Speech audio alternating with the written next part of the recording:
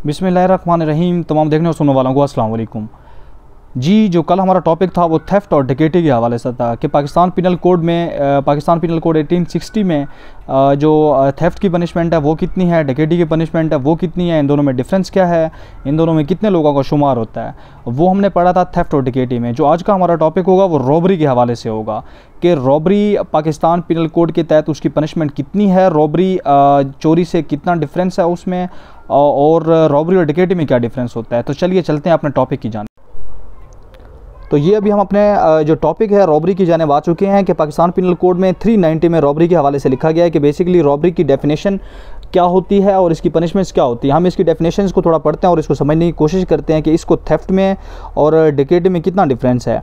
अब यहाँ पे पहले 390 में आके लिखा हुआ है in all robbery there is either theft और एक्सटॉर्शन। इसका मतलब ये हुआ कि रॉबरी में थेफ्ट और एक्सटॉर्शन किसी न किसी हवाले से लाजमी पाई जाती हैं। मतलब इन दोनों के मतलब ये हुआ कि किसी की चीज़ को इलीगल तौर पे या अनलॉफुल अपने पास रख लेना या ऑब्टेन कर लेना।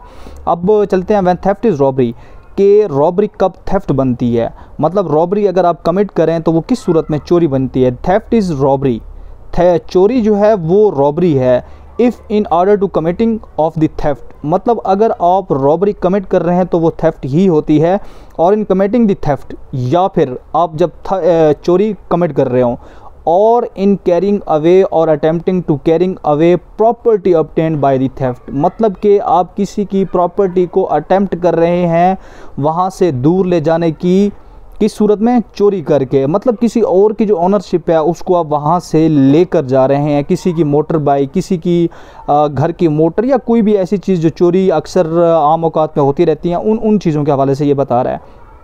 The offender for that and, ठीक है, ऑफेंडर यहाँ पे मुजरिम का लफ्ज़ यूज़ किया गया है, उसके जो एंड की बात कर रहा है। वॉलंटेरली कॉजेज़ और attempt to cause to any person death और हेड। अब ये इंपॉर्टेंट चीज़ है कि बेसिकली थेफ्ट और रॉबरी में ये चीज़ आके डिफरेंस डाल देती है।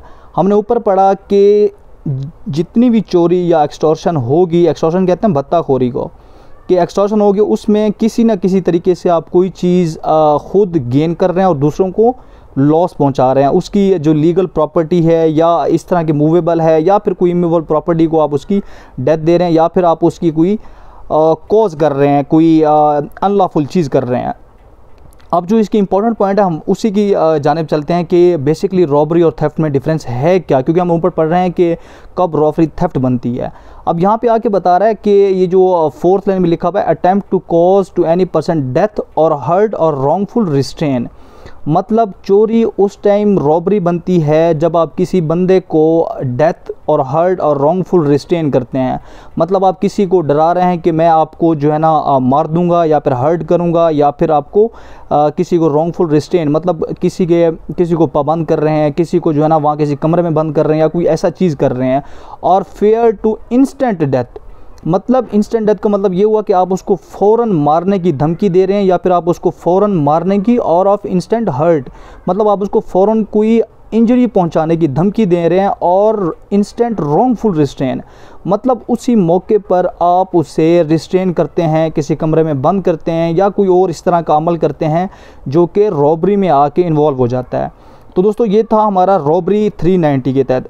अब इसको मैं दोबारा एलेबोरेट करता हूँ। बेसिकली ये इस सारे डेफिनेशन में जो मैंने पढ़ के सुनाई है इसमें वो कहना क्या चाह रहा है।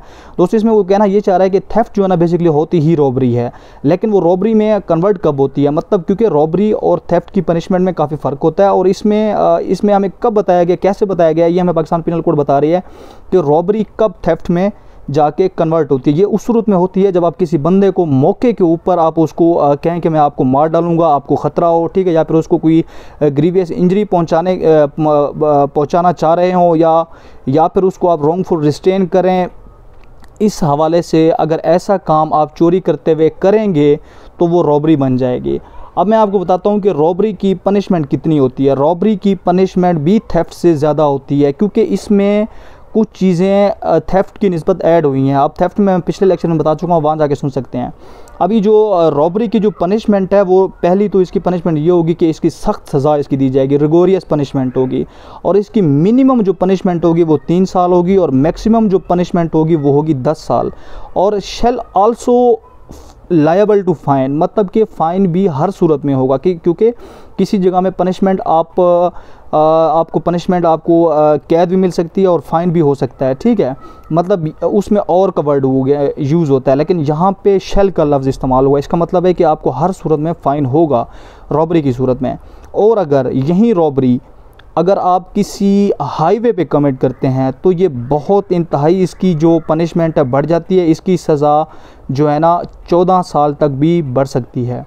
तो दोस्तों ये था आज का हमारा टॉपिक रॉबरी के हवाले से। उम्मीद करता हूँ कि आपको समझ आ गई होगी। अगर आपको समझ नहीं आई तो आप कमेंट सेक्शन में पूछ सकते हैं, और बाकी जो उसके थेफ्ट और जो डकैती के हवाले से लेक्चर है वो मैं प्रीवियस लेक्चर में बता चुका हूँ, वहाँ जाके सुन सकते हैं। Thank you so much. अल्लाह हाफिज़।